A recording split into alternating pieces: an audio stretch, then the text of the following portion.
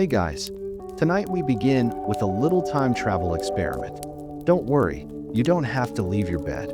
Just imagine it's the year, let's say 1327. You've somehow woken up in a medieval town square.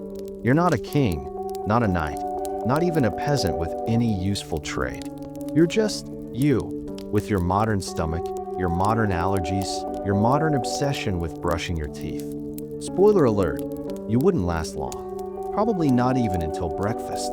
First problem, breakfast isn't a thing. Forget your avocado toast or even a sad bowl of cereal. The medieval morning menu was stale bread.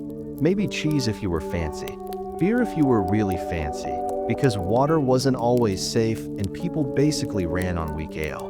Which sounds kind of fun until you realize this was breakfast for children too. Yes, little medieval Timmy's morning sippy cup, low alcohol beer. Cheers. Now, about that bread. It wasn't exactly the fluffy baguette you might be picturing. It was dense, heavy, sometimes filled with sand or ground up straw, because millstones chipped into the flour. That means every bite slowly filed your teeth down like sandpaper.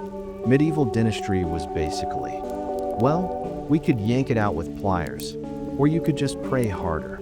Either way, you're not going home with a full set. And speaking of hygiene, let's not. Showers didn't exist, baths were suspicious, and the best you could hope for was occasionally dunking yourself in a cold river. Perfume? That was basically survival gear. People sometimes stuffed dried herbs into their clothes just to not suffocate themselves.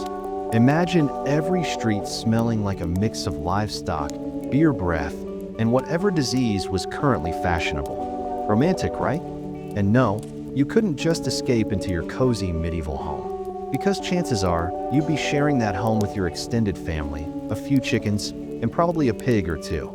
Space was optional. Privacy? Never heard of it. If you were poor, your bed was just straw on the ground. If you were rich, congratulations, your mattress was also straw, but maybe with some feathers. Progress.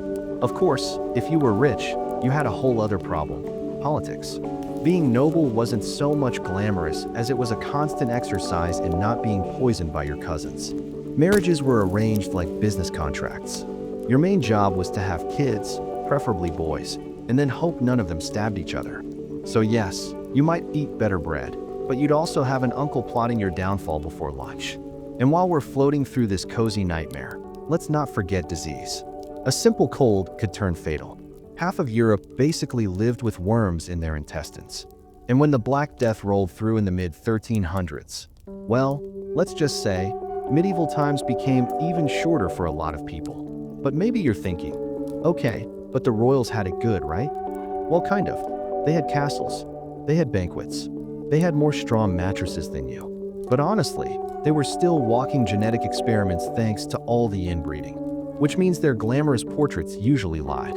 Behind the fancy crowns were weak chins, bad backs, and immune systems made of wet paper. Let's float over, then, into the candlelit halls of those so-called lucky few. Because if you think you'd survive longer as a medieval king or queen, think again.